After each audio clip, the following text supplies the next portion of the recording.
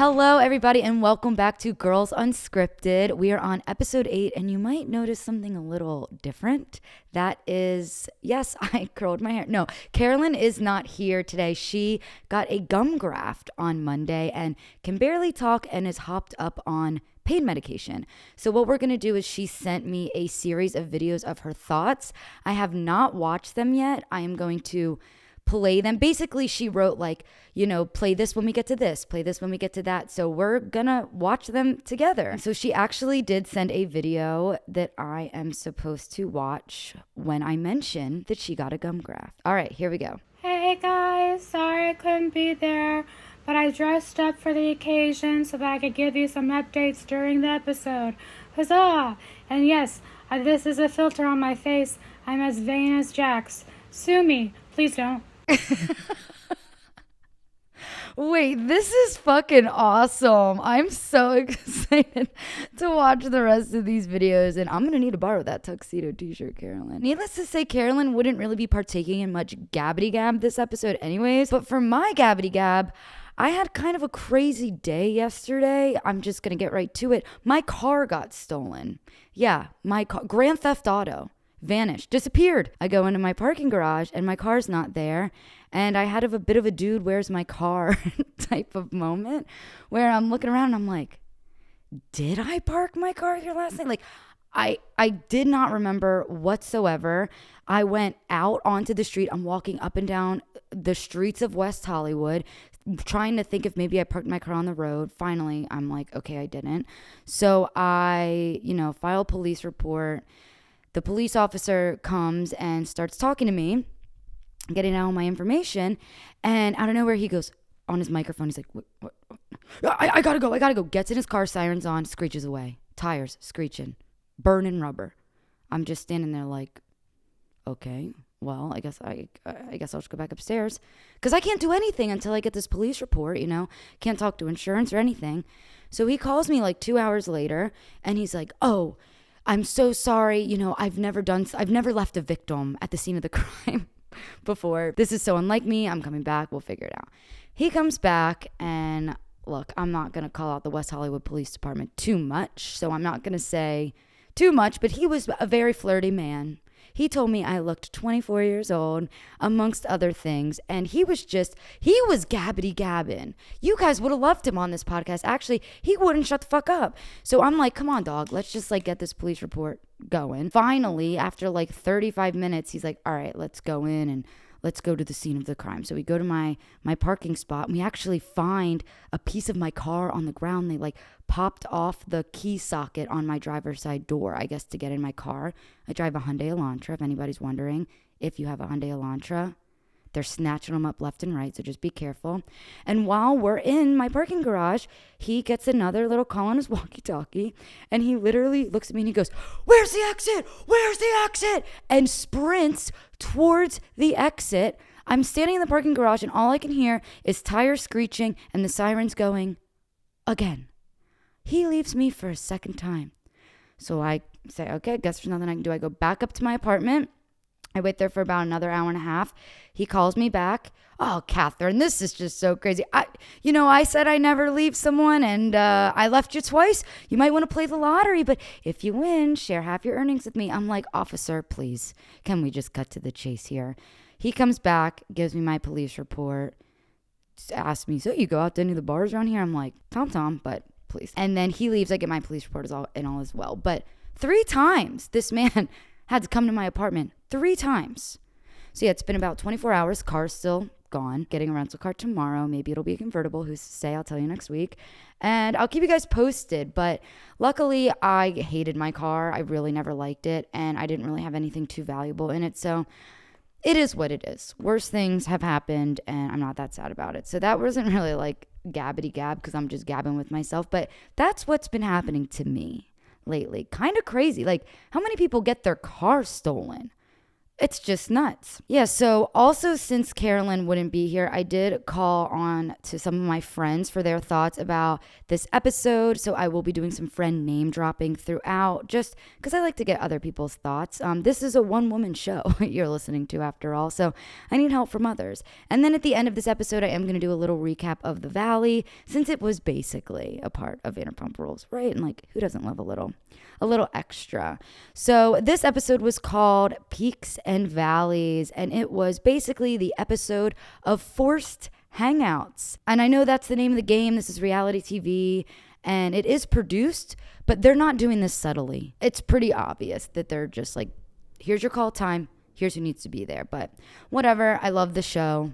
Let's get into it. James got electrocuted by a flower. The best way an episode could have been started is James getting electrocuted by the flower. I bet to this day, he genuinely thinks that flowers in America are a little bit different than flowers in England. Like we have like electricity that just runs through all of our flowers. Maybe just flowers in the valley. It's because he's near that airport. It's all about the flight path.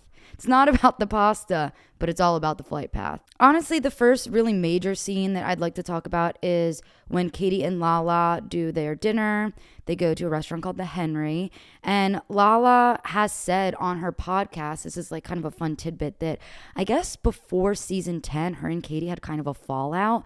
So every scene we're seeing them in this season is after their fallout. So I know a lot of you have been noticing that Katie and Lala aren't as tight as I guess they once were, and you're right. They had some sort of fallout. I don't know what it is, but Lala said they're on like fine terms, but they're just like not close anymore. Carolyn has some thoughts about this scene, which is great because I didn't. Let's check out what Carolyn has to say about this. Hypothetical throwdown. Katie versus Lala. Who do you think would win? I think everyone would think that Lala would win, but I also think that Katie would just like stone cold killer, pull a Glock out of her pocket. What do you think? Okay, I don't think Katie would pull a Glock out of her pocket because I think Katie is anti-gun. By the way, Carolyn, amazing question. I think if Katie and Lala got in a fight, Lala would, have her hands up like, let's go, bitch, let's fucking go. And Katie would just snap her fingers like, and then like two men in suits would come and just grab Lala and take her away, and we'd never see her again. And we'd never ask questions why, because Katie kind of scares me. The next scene is the sexy singles pool party, which is probably the cringiest scene of Vanderpump Rules I have ever seen. This entire pool setup is just horrible. And who are these people? I mean, I swear there had to have been a casting call on Actors Access, and this was not people that he met at a See You Next Tuesday, because these are extras. These are people that don't know how to be on TV. And as longtime Vanderpump Rules watchers, you kind of know like who the friends are. We've seen they have all these parties. You see the same people all the time. Some of these people are fresh faces, and I need to know where they came from because they weren't just in Tom's arsenal of friends. At this party, Anne is just a straight up waitress. Not only is she offering people drinks, she's holding drinks on a tray and delivering them out to them in the pool. I am so glad she resigned. Our next thought comes from my friend Johnny Langan, and I couldn't agree with him more. He says, Billie Lee cracks me up. She is there to get on camera and move the plot. And then in quotes, he says, hey, do you like my friend? Like, it was very like, do you like my friend? Do you like her? Do you want to get with her? Come on, get with her. She's cute, huh? It was weird, but I know that's not the last time we see that friend of Billie Lee. I know that she was on an episode later on, so we look forward to seeing her. The girls that Tom allegedly met at See You Next Tuesday probably couldn't have been more upset that they agreed to go to this pool party, because they thought the whole cast was going to be there, and then they show up and it's just Tom and Billie Lee. Not even Schwartz is there at that point. Just Sandoval and Billie Lee. I would drown myself in that pool. Drown. I would crack the Lego portrait of Tom and Ariana over my head as hard as I could, because that would be a better story than sitting in the pool listening to Tom try and hit on me, which, by the way, he knows what he's doing. He knows what he's doing. That was not real. It was so like, he knows how to play to the cameras, and I just think he was saying all those like little quips like, yeah, I live with my ex. This is my ex-girl. Like, because he knows it's on camera. He knows it's going to air. He thinks it's funny. It's kind of like him being a martyr almost. And I, for one, didn't like it. I didn't even think that was very fun to watch at all. My friend Emily Cicchetti said everything he does and sets up and is filmed is for an image and isn't real. He bitches at Lala about hiding things and not showing her real life, but he is doing the exact same thing, which I do agree with. It's like he bitched at Lala for not being real and showing her real life, but this isn't Tom's real life. This is, you know what? Maybe it is Tom's real life, Emily, actually, because his life is Vanderpump Rules. His life is for the camera. So who's to say maybe, we know that this shit isn't real, but as far as Tom is concerned, this is his real life. And his real life is being the actor that is Tom Sandoval on Vanderpump Rules. Carolyn had some thoughts here. Let's take it to her. 2 things. 1, I thought I was in a lot of pain from this gum graft until I watched that scene with Tom Sandoval and the 2 teenagers in the pool. Then it hurt even worse. I don't know how he does it. It's amazing. Number 2, adding on to number 1, if those girls do not remember September 11th, I'll tell you that much. I'll be surprised if they remember the pandemic. Like, they're really young. Is it just me? No, it is not just you. And I have to say, I am distracted by your antlers that are juggling your face. But other than that, it is not just you. I actually had a note too, Carolyn. Wow, it's like I'm really talking to you. This is like so fun. And that wasn't sarcastic. It actually does feel like I'm talking to you. My note was that those girls are exactly who Raquel was 6 years ago. When she met James DJing at Pump, that's who these girls are. They're groupies that got invited to a Vanderpump Rules thing and they went to it. Now, no shade, because I would probably do the same thing, but I would at least have more of a personality in the pool so I could like get a little bit of screen time, Like Dana. Remember Dana? They met her at the Mondrian. She had a huge personality, hung out with the guys. She was cast next season. These girls could have been cast next season. Missed opportunity. Straight from the pool party, we go into pool party cleanup, and I really just wrote that Anne better be getting paid well, because the shit that she has to do is just fucking insane. Here we go again with the Dancing with the Stars shit. I, for one, am over it, but Scheana's not. You know what? Let's just see what Carolyn has to say about it. All I'm saying is all this Dancing with the Stars drama could have been avoided had they just chosen me instead. We'll never learn. Carolyn, I've been saying that. Like, every time Scheana opens her mouth, I'm like, Scheana, how dare you? When Carolyn was obviously next in line. I couldn't agree with you more. Ariana does talk about Dancing with the Stars and this whole conundrum in the after show. And basically, she just says what we all kind of know is that she had to be super tight-lipped about the whole thing. And she couldn't really tell anyone. And when Scheana did find out, that is kind of when everyone found out. And I don't blame Ariana.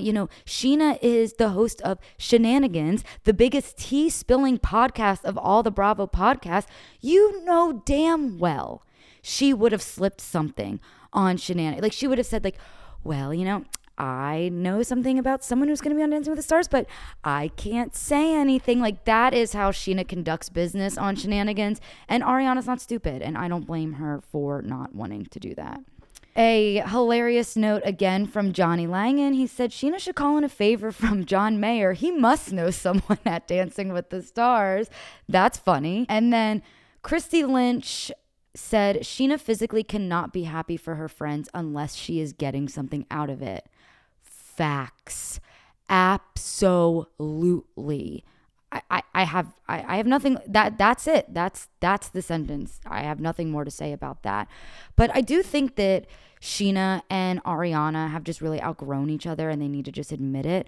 I've said this before, but I feel like they were just like fun party friends in their 20s, and now they're just so different from each other, and it's okay for them to not be best friends anymore. Just because they were best friends doesn't mean they have to stay best friends. And if you're listening and not watching, every time I say best friends, I'm putting it in quotes, because think about it. Remember Adam, who was on one season of Vanderpump Rules? That was Scheana's best friend. And Brett, also on one season of Vanderpump Rules. That was Scheana's best friend. So obviously this whole best friend thing doesn't really hold that much weight to her. I also just kind of feel like Ariana even acts differently in front of Scheana. Like when they first sat down together and Ariana goes, babe, how are you? Everyone's saying you're upset with me. That is not how Ariana talks. Like, I feel like Ariana has to put on this like Scheana friend face. And then when we see her interact with other people, that's Ariana. But with Scheana, she is just completely different. I don't know. And Ariana is just spot on about Scheana softening the blow for when she inevitably becomes friends with Sandoval again. I have some thoughts about this later in the episode, but yeah, Ariana's not stupid. So I don't know. But you know what?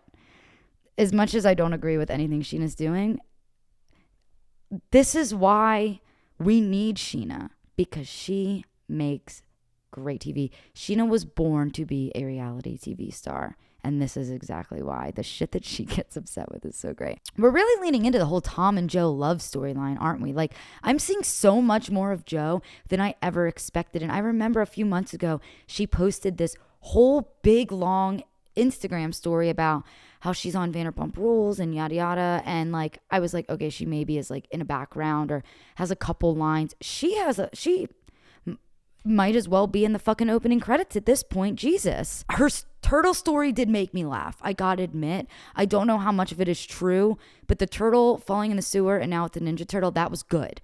That was good. That was comedy. And I liked that. Another fun little tidbit about Joe, if you guys don't know, she just posted this Instagram Reels the other day. And it was really something. So basically it was a video montage of her and Schwartz's friendship / relationship with music over it. And it had filters on it and it was in slow motion and it was very like lovey-dovey, honestly.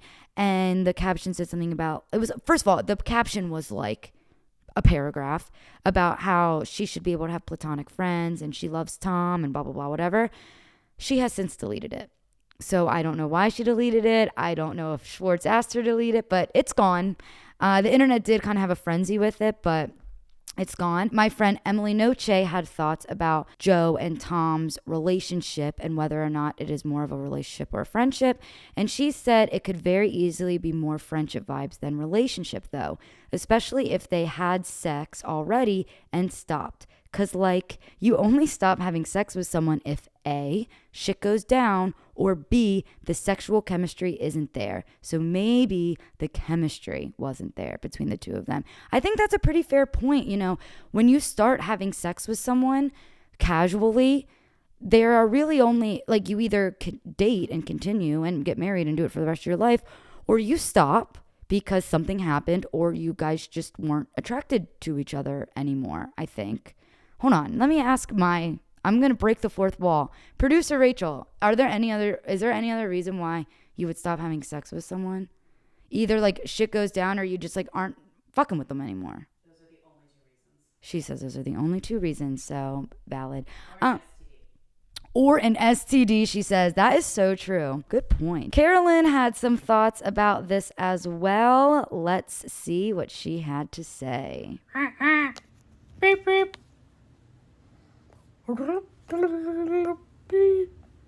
am I? So that was Carolyn as Joe. And the thing is, I couldn't even tell the two of them apart. They were so similar. You know what, Carolyn? You took the words right out of my mouth on that one. All right. And with that, we are at the Belmont. They must have some sort of agreement with this fucking place because they are just always filming there. I do remember seeing photos and videos from this night online when it happened. So I immediately knew that this was the first time that Tom and Ariana would kind of be in the same space while filming, which is very exciting. You know, Tom was just so annoyed when Ariana showed up because he thought this was his night and she upstaged him. And Ariana just needed to remind people that I'm here too. And she did. Although the forced hangouts are just, like I said earlier, so obvious to me because what was this night? What was it? Was it a birthday party? There was no buildup. Every single member of the cast just went to the Belmont. Like, I don't know. It just seemed a little out of place. It was weird. They're really just not trying to like trick us anymore. I think that they just know that we're too smart and they're like, fuck it. Producers are like, people are going to have shit to say anyways. Just throw them at the Belmont. We don't need any type of setup. So, you know, it is what it is. So then the girls, you know, they go outside. They're chit-chatting. They're talking about Joe. I don't blame Katie for disliking Joe. I do kind of think the way she's talking is like mean girl adjacent, but her reasons for not liking her are valid. She acted like she was your friend and that she supported you and she loved you and she was so sorry that you guys got divorced, but then moved in with your ex. And Kristen Doty actually told a story on the after show that her and Joe were like super fucking tight during, that summer that Sandoval happened. Katie and Schwartz had just divorced, to the point where Joe was at Kristen's house like 4 days out of the week and then just ghosted her. And Kristen had no idea why. Well, then Katie goes to Schwartz's house to do like the dog swap, goes into the bathroom and sees female products, calls Kristen and goes, guess fucking what? Joe's living here. So then Kristen's like, oh, it all clicked. She's not talking to me anymore because what clicked when Sandoval came out, because she's going on double dates. It's Tom, Joe, Tom, and Raquel. That's why she's not fucking talking to me anymore. She knows too much. We do need a 60-minute Barbara Walters interview with Joe because she definitely knows some shit I'd like to know. We need Joe. We need the Lyft driver that was in the Lyft with Tom and Ariana the night she found out. And we need Anne all in a room together to just tell us everything that they know. So then there's a moment at the Belmont when Scheana is standing directly in between Schwartz and Sandoval. And this Scheana, because I know you're listening, this is why Katie called you a male sympathizer, because you are right in between the two men that your girlfriends are not fucking with right now. And you wonder why people get annoyed with you. And it doesn't matter that you're standing there, trying to say to Tom, well, you need to apologize. You need to talk to Katie. It doesn't matter, because by you telling him that he needs to apologize and try to make right, it's you trying to help him. Whereas everyone else has already given up on him, it's just showing you haven't given up on him. As you may have seen on my TikTok or listened in the last episode, I have officially stopped being a Scheana sympathizer or a Scheana apologist. Everyone on TikTok basically tore me to shreds and were like, how the fuck did it take you this long to stop being a Scheana apologist? And you guys aren't wrong. I don't know. I'm nice. What can I say? Tom calls himself a scapegoat in this scene as well. And I thought that was a little out of fucking pocket, to the point where I actually looked up the definition of scapegoat, and it is a person or thing taking blame for others. Do with that information what you will. Carolyn had some thoughts about this scene. Carolyn, what did you think about it? Couple things. The first is going to be controversial. I wouldn't say it if I weren't on Tramadol. Love Ariana. Her talking head, her extensions could use a little love. They could just use a little love, a little condition, a little glass of water with lemon maybe. Second, I do not know what else Tom Sandoval has on Scheana, but I've never seen someone try to convince themselves so hard that they want to be friends with someone. Well, Carolyn, I'm going to be honest. I actually had to rewind that video because I couldn't really understand a word you were saying. But then when I watched it the second time, I have really no comment about the extensions because I don't remember. But you could not be more accurate. What does Sandoval have on Scheana? And now this does bring us kind of back to that theory that did Scheana and Sandoval hook up? And I know that there are people out there that are like, I am way more convinced now that they had something. There's no way that she would want to be friends with him this badly if there wasn't some sort of a romantic relationship in there. Look, I still don't think that at all, but why does she care so much? Why does she care so much? Now, a little bit of inside scoop. So Scheana, think about it. Think about all the guys that have been on the show, like the main guy. She's still super tight with Jack. She's tight with Schwartz. She's tight with Sandoval. I don't think that she has any relation with Brett anymore. I don't see it. But her and Max Boyens, who was on for one season, were tight. They were friends. She bought him an Apple Watch. Who could forget? I went to a See You Next Tuesday last year. So this was, 2-3 years since Max's season.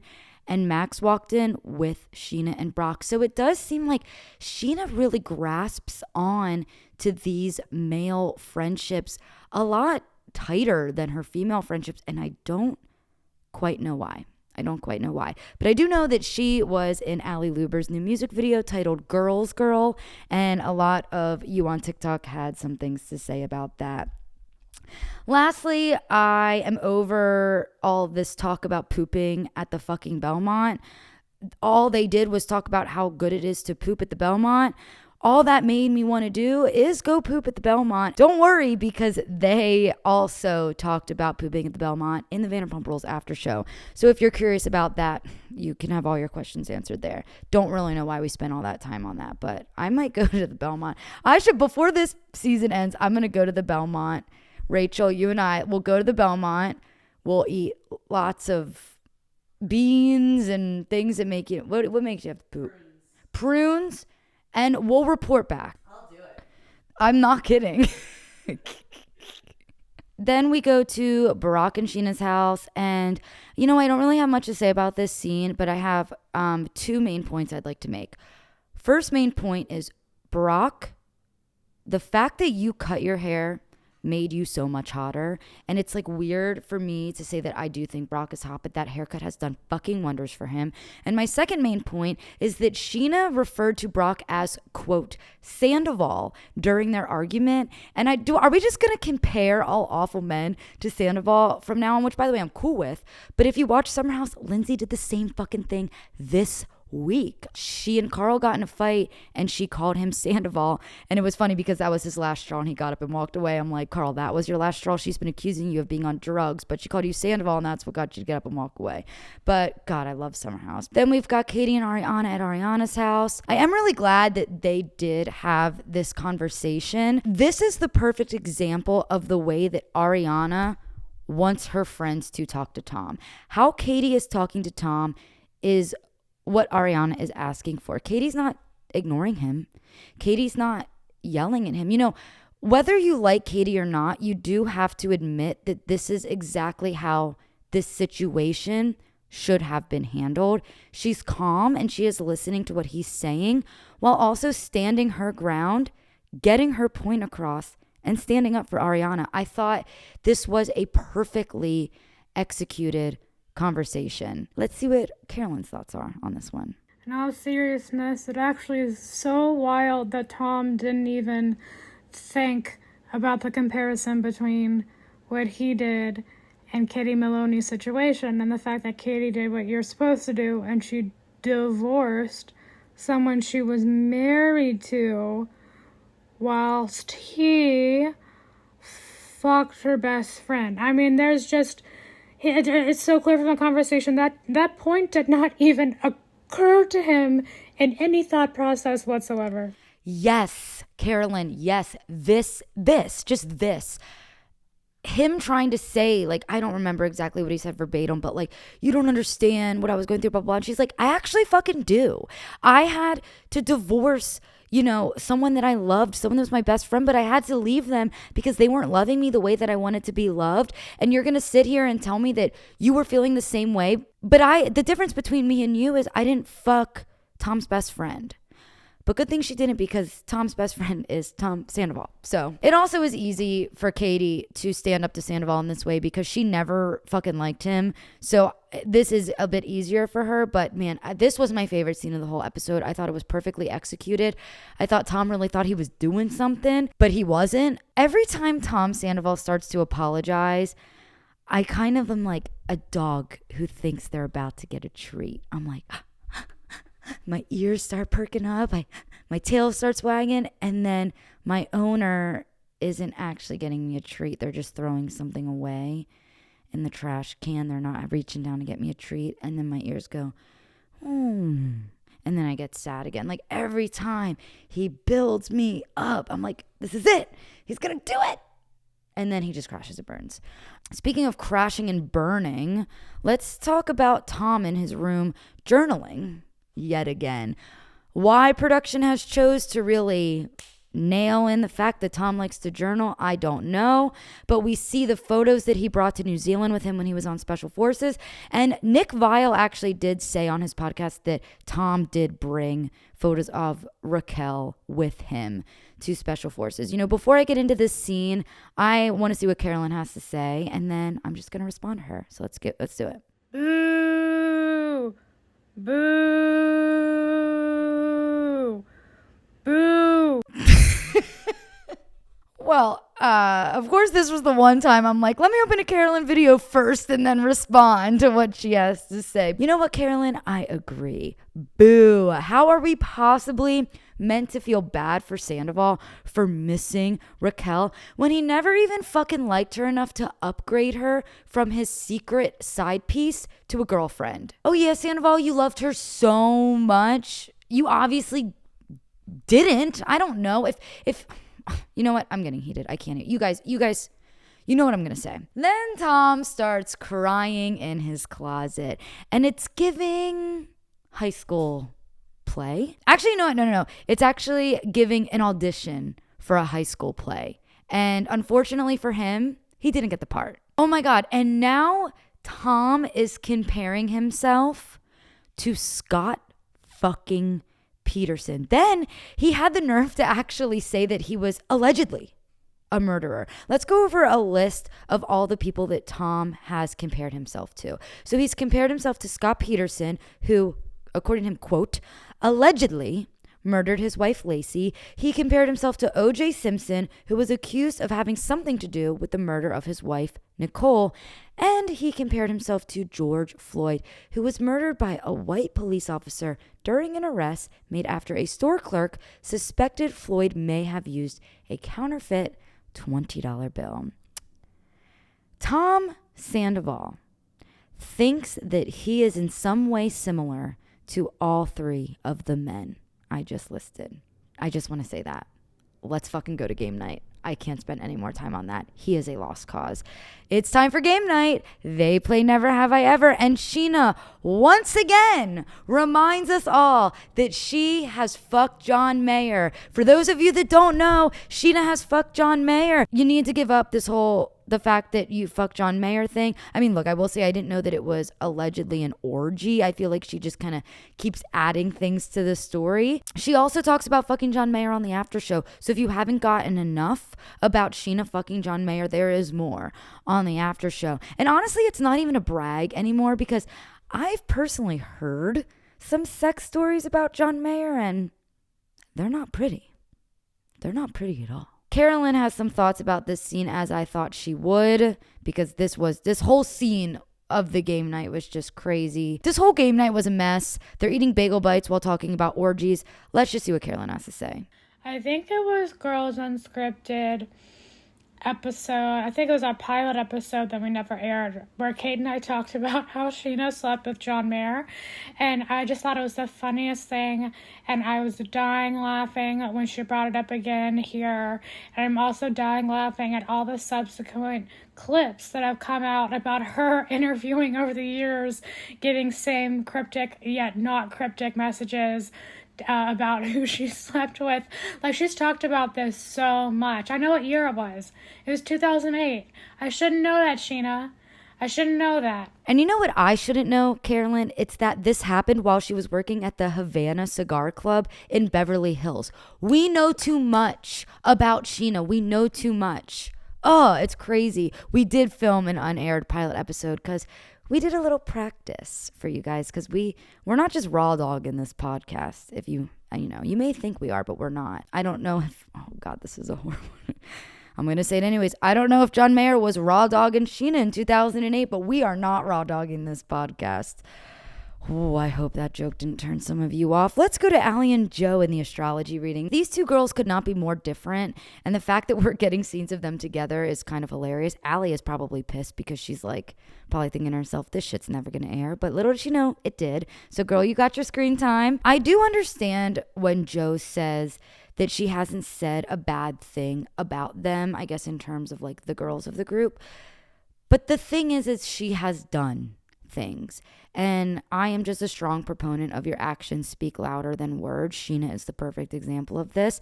You can say what you want to say. You can say you're Team Ariana, Scheana, but then you go and hang out with Tom. Joe, you can say that you never said a bad thing about these girls, but you moved in with their ex-husband like very quickly after their divorce. Also, apparently Joe, when Sandoval broke, like the news came out, Joe sent a fucking text message, a group chat, you guys, a group chat to Tom Sandoval, Ariana, and Raquel in one fucking text message saying like, I hope I can still be friends with all of you, blah, blah, blah. It's like, are you out of your goddamn mind? Are you out of your mind? So, you know what? I don't dislike Joe. I actually like her. I think, weirdly, I just think she's a funny person. But she's, like, I understand why people, like Katie, dislike her. And then lastly, we have the scene of the boys at Tom Tom. It's funny that you see Tom Sandoval has just apologized to Katie 2 seconds ago, and he's already talking shit about her at dinner. Pretty standard Sandoval behavior, if you ask me. The Jax intro felt like a fucking boxer walking into the ring. You know, the lights are on. He's got his head down. He's walking into his intro music. He stares at his opponent, Tom Sandoval. And I was excited by it. I was like, let's fucking go. Like, ding, ding, round one, let's fucking go.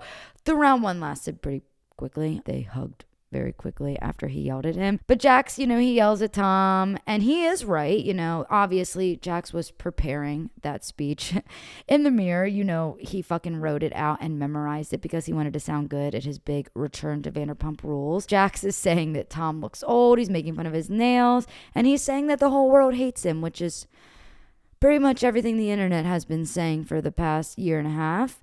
I will say the nostalgia that I felt while Tom Sandoval and Jax were arguing and Tom Schwartz was just melting in his seat just reminded me of like 2014. I fucking loved it. And my last thought about that is like, I was really shocked that Jax still has his Tom and I tattoo. I would have put money on the fact that he covered that shit up after his wedding, because he and Tom Sandoval were not fucking with each other after his wedding, at his wedding, before his wedding, at all. Carolyn does have a thought about this scene, and it would be an understatement to say that I am looking forward to what she has to say. So let's watch it together. Jax Taylor gives us more in his 3-minute appearance than we've gotten the entire season 11. The king is back. Let us not forget that Stassi has diagnosed him as a sociopath, and as Stassi said, it's not a bad thing. It's not a bad thing, especially for us. Oh my gosh, the Stassi sociopath episode is fucking iconic. You know, Carolyn, it's funny that you're saying like the king is back. When I watched with my friends, they were saying like, how fucked up is it that like Tom Sandoval has plummeted so far that we are now excited about Jax, that we're now rooting for Jax. That's how bad Tom Sandoval is that we love Jax. It really is crazy. But I will say I did expect the transition from Vanderpump to the Valley to be more subtle. I know a lot of us fucking hated the transition from Vanderpump into Summer House, because that one was tricky. That one was really tricky because we had basically an episode of the two casts together. And then the episode ended when the Vanderpump girls left, and then it went into Summer House. This wasn't like as integrated as I thought it would be. It was just obviously like obvious that we're in the Valley. I don't know. I thought it would be a bit more of a like, oh shit, we're already in the Valley. But I still like the way they did it. It was funny. I was screaming. And we do have one final video from our girl Carolyn. She says, watch when you go into the Valley. And since we're about to head into the Valley, let's have a word from Carolyn. This will be my last video because I need to go pass out for 24 hours. But the Valley looks bomb only because we now know that Jax and Brittany aren't together. If we knew that they were still together, I think it would be a B. But knowing that, some juice is going to go down brings it up to an A. I also think Jax pulling down the pants of that person is literal, like, sex offender charge level stuff. Have you ever watched Nathan For You? There's the claw scene, and he goes through all these steps to, like, become a sex offender. Anyways, you can't just show pee-pees to children.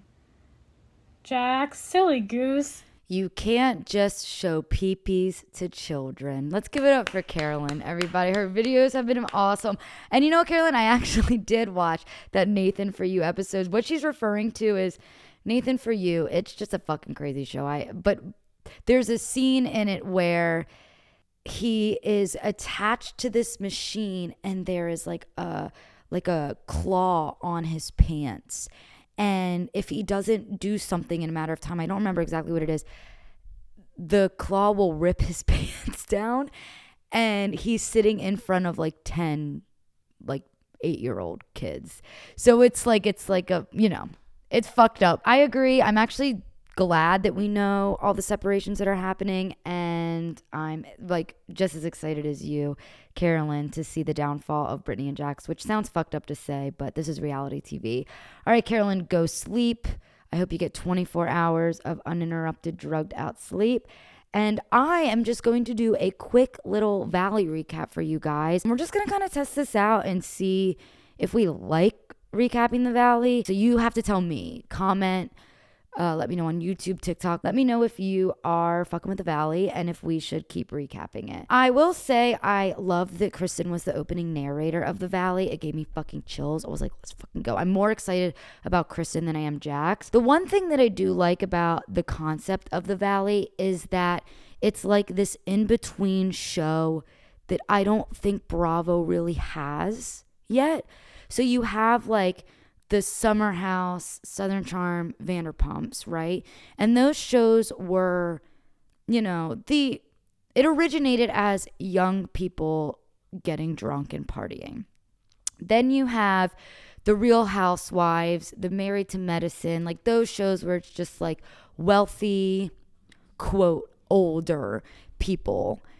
There isn't really an in-between. There isn't really a show about like, you know, upper middle class 40-year-olds that are raising kids in the like I do like that this is now a concept because I do think that it is something that we don't have yet. My first impression of the cast is that most of these men are men that if my girlfriends were dating them, I would say in privately, my friends are too good for them. Like all of those girls are too good for those fucking guys. I like that Jason guy that's dating Janet. Like he's cool. But the thing about him is that he's boring. And being boring just means you're normal in reality TV. Being normal means boring. So it's like I fuck with him because he's just a normal guy. But man, like between Jax and Jesse, Jesse. Like they are just like so...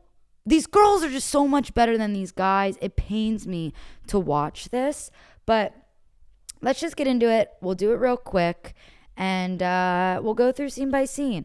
So we start at Jax and Brittany's house. I am super fucking glad to be back here. I missed it, and I just think it is absolutely amazing that Jax is making a living off of Cameo. I also love that Brittany is super honest about the plastic surgery that she's been getting and what she's been getting. She had that brace around her neck. She said she got, quote, turkey gobbler surgery. But she also says that, you know, our friends are plastic surgeons. And if you are a longtime Vanderpump Rules watcher, you'll know that the friend that they're talking about that's a plastic surgeon was actually friends with the girl that Jax dated. I think it was back in like season 1 or 2. She like is the girl that gave him a room for free in San Diego. And he basically used that room to like cheat on her. And he's like talking to her on the phone behind the taco shop. Like, no, I didn't have girls in my room. Whatever. But I guess they're Jax and Brittany's friends now. Then we cut real quickly to Kristen. I am just so glad that nothing has changed with Kristen. Her opening line is, you know, I sold my house for my boyfriend. We broke up 7 times and then I fucked some dude behind a tent at a wedding and now we're dating. And that is Kristen summed up in a nutshell. We meet Danny and Nia, who really first impressions I am a big fan of. I thought Danny kind of looked like a douche. Don't judge a book by its cover because I actually love him. The girls that I was watching with freaked the fuck out when he mentioned that he was on iCarly. So he knows his millennial audience. And then a little bit of a fun fact about Nia. She says this in the Vanderpump After Show. She is from the pageant world. She was Miss USA. She not only was a pageant judge of Raquel Leviss, she also coached Raquel Leviss. So she knows Raquel, which I thought was really fascinating. Then we meet Jesse and Michelle. I'm not surprised these two are separated at all. They don't seem like they like each other. I try not to like be so mean or like, I don't know. I try not to say like too much negative things about people, like, because everyone has feelings and whatever. But I think Jesse is the type of dude that would be like, haters make me famous. So I think he's a fucking douche. Like, I don't think he's nice to his wife. He says, and I quote, their house screams ambition because they don't live in the valley. And he also said that the reason that he's never had a photo of his wife on his phone is because I have to look at you all day long. So why would I have a photo of you on my phone? That's Jesse, everybody. Then we cut to the scene with Kristen, Zach, and Jasmine. If you don't know this, Jasmine was on The Bachelor. She was on Nick Viall's season. Viall Files is going to have a field day with that one. And Jasmine was also a hostess at SUR. And I thought something really shady happened here. I don't know if you guys noticed it, but they showed a photo of Jasmine at SUR with Peter, but they blurred out Peter's face. Now, Peter has said on a podcast that he was getting paid for appearances on Vanderpump Rules up until season 11 when they told him they weren't going to pay him anymore. He was asked to then sign a photo release when they filmed at SUR, and he said, which basically means you're agreeing to be on camera without getting paid for it. And he said, no, I'm not going to fucking do that, which good for fucking him. The craziest thing about Peter is he is the only person that still works at SUR. And he is the only person that production is now like, we're not paying you. So obviously there's no loyalty for Mr. Peter. So then they show this photo of Jasmine and Peter on the valley, blur. I'm going to put that in quotes. Blur his face. You can obviously tell it's Peter. I just felt like it was fucking shady. I don't know. I just felt like it was weird. They talk about Luke a lot in this scene, Kristen's boyfriend. I had no idea he lived in Colorado full time, but yet they're trying for a baby. That just seems a little weird. I think that it's kind of unspoken that a lot of this cast thinks that Luke is Kristen's, for lack of a better word, sperm donor. I do think he has more of a personality on Kristen's podcast. They co-hosted together.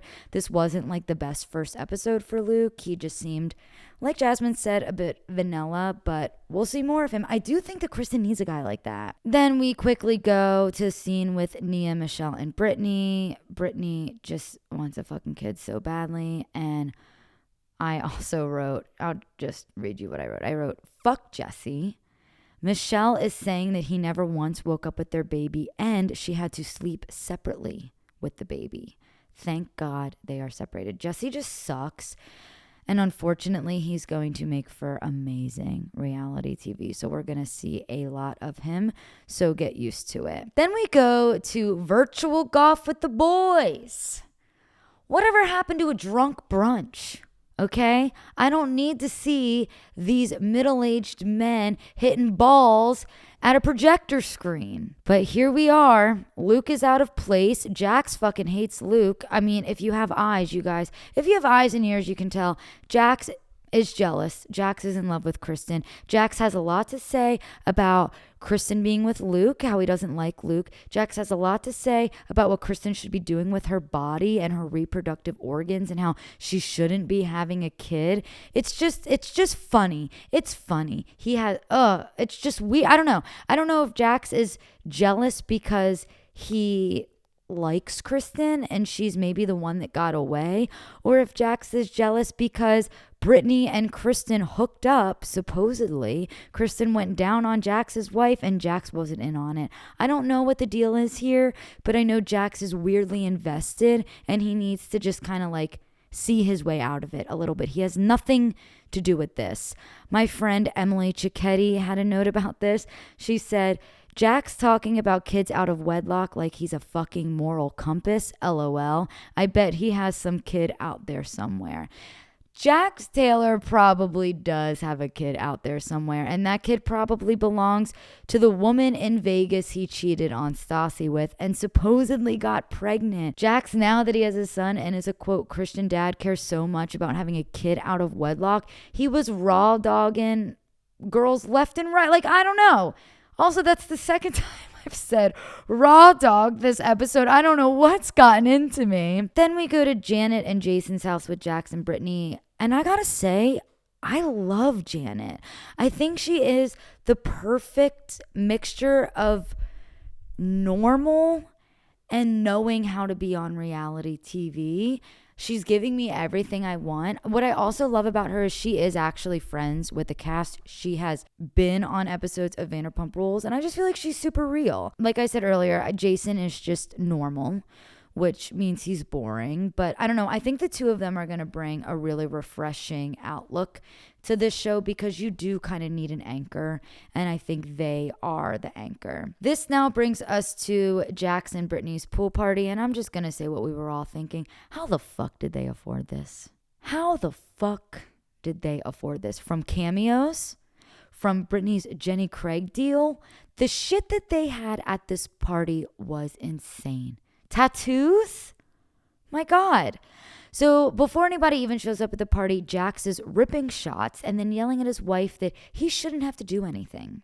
Sounds about right. Glad to see Jax has never changed. I will say it was truly adorable when Janet walked into the party and was just so happy and was surprised.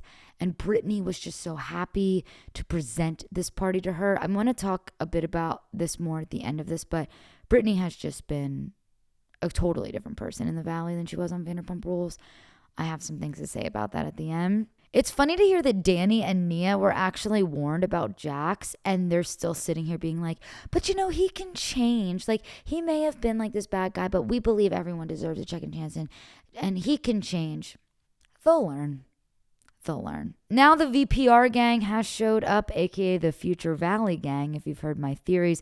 Just watching this episode further proves to me that Scheana and Lala will be on the show. And interestingly enough, I feel like they kind of fit in a bit better with this Valley crowd. They felt more comfortable and they just were having more fun. And that is my issue with Vanderpump Rules, is that no one's having fun anymore on Vanderpump because it's all these forced hangouts. And I do think that they were having fun. Even Brock, I mean, you see Brock just felt, I don't know, more comfortable. He was laughing. The fact that Brock was the one that instigated the largest fight of the entire episode really tells you something. He's done more on the Valley than he's done in any episode of Vanderpump Rules. You know, just to piggyback off of that, I do understand them getting mad about the whole pantsing thing. I think maybe like the crying was a bit much, but we do need to understand that Nia just had a fucking kid. She's probably postpartum, so we need to like give her some grace. They had a right to be upset about that. Lala says that Kristen's puss her puss throws diamonds because she bags men, and I had the same thought. I mean, Kristen has absolutely no problem hooking up with people. I can't believe this is going to be the second time I mentioned Max Boyens this episode, but she gets with Max Boyens too. It's like she's gotten with like every single person ever. More power to her. I fucking love that. That's pussy power right there, baby. My next note is that Jesse is just a walking ick. I really hope that he turns a corner, but like, I don't know. I just know Jesse, okay? And I think, ladies, if you're listening and you're maybe between the ages of like 25 and plus, honestly, you know Jesse. He is that guy at the bar that just thinks he is the funniest. He thinks he's the coolest. He's the drunkest. He's the loudest. He is just that douchey guy at the bar. He's the guy that goes to college bars when he's like 28 and talks about how fun his fucking frat was. But the thing is that, and I actually talked about this on another podcast I was on, it was called Vanderpump Rob's podcast. He is the type of guy that we see when we're younger, but we don't ever see when we're older. And now we're seeing him when we're older.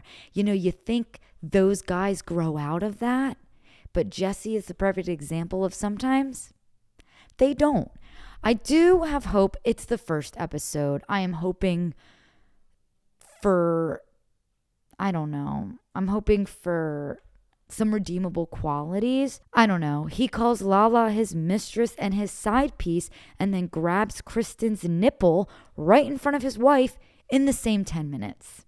I think that tells you all you need to know about Jesse. And I do think that kind of validates that, like, I'm not being a bitch by having these feelings about Jesse. I'm going to give him the benefit of the doubt, and I am going to hope that we see some redeemable qualities. Then we go to the kitchen scene, which was fucking beautiful, poetic. I loved it because we had Jax, Kristen, Lala, Scheana, Janet, and Jason come in. We had everyone in the scene talking, and I was like, I'm home. And the home is the valley. I missed seeing all of our people together. I miss seeing Kristen talk to Lala, and Brittany's there and she's with Scheana. Like, it was just everyone together and I loved it. Jason was the voice of reason, basically being like, I don't really know why we're talking about Kristen and her reproductive journey so much, which, although he's right, Jason, again, you're being a bit too normal and we need to talk about it because it's making good TV. And again, I just want to say, why the fuck does Jax care so much about Kristen having a baby? And yeah, I just kind of want to end my thoughts on the Valley with how surprised I was at how much I loved Brittany in this episode. I feel like we're seeing so much of her personality. She is not Jax's girlfriend / wife anymore like she was on Vanderpump Rules. On the Valley, she's just Brittany, and she is, you know, yes, she is a wife and she is a mom, but we're just seeing, I don't know, she just seemed a lot more comfortable and in her own skin and happy. And that was definitely my favorite part of watching this episode. It surprised me so much at how much I just enjoyed watching Brittany. I didn't expect it. It was really unexpected, and I'm really looking forward to seeing more of Brittany. So now I guess that brings us to our question of the week. We pose a question on our Instagram. Girls Unscripted Pod is our Instagram handle every week because we kind of just want to keep the conversation going, and I'm loving seeing all of your comments and responding to them, and it's been really fun. I think I want to make my question just like, what are your thoughts on the Valley? I want to know what everyone's thinking about the Valley. I want to know your first impressions of the Valley. Keep in mind it is the pilot, but I don't know. I'd like to see what people think about that. And Carolyn sent me a great idea for an ASMR, and it is the text message that Joe sends Katie. So let me see if I can do Carolyn justice here. Let me take a final sip of my wine because we're winding down, getting comfortable. God, she's so much better at this than I am. All right. Carolyn, I hope I do you proud. All right. Everybody get comfortable. And I don't know, like, lay down and close your eyes or something. And I'm going to read you Joe's text message to Katie. Bieber loves you. I love you. And I'm so supporting of your inner thoughts and visions. Live in the moment. You're a gem. And I've always respected you. I love you. XO. Joe. And that is our ASMR from Joe, the text she sent Katie probably weeks before she moved in with Katie's ex-husband. Look, I don't know the timeline. Don't quote me on that. You know what? I'm going to be honest with you guys. I was kind of like nervous before this episode because I was like, how the fuck am I going to do this by myself? Carolyn, your videos were fucking awesome. They were super helpful. I truly felt like you were really here. To all my friends, I want to thank you for sending me your thoughts and kind of help getting the ball rolling. And lastly, I just have to thank all of our listeners and our watchers. We are growing by the day, and it really just makes us so happy and almost emotional that we have all these people that are watching this podcast and that like this podcast, and we're loving your feedback. We do this for you. We're not making any money. We're doing this 100% because we love it and we love that you guys are loving it. So make sure that you follow our Instagram. Make sure you rate and subscribe and do whatever like internet things you're supposed to do for podcasts. And yeah, so thank you guys so much for watching. We will have Carolyn back here next week, and I'm sure we will hear all about her oral surgery. Until next time, bye.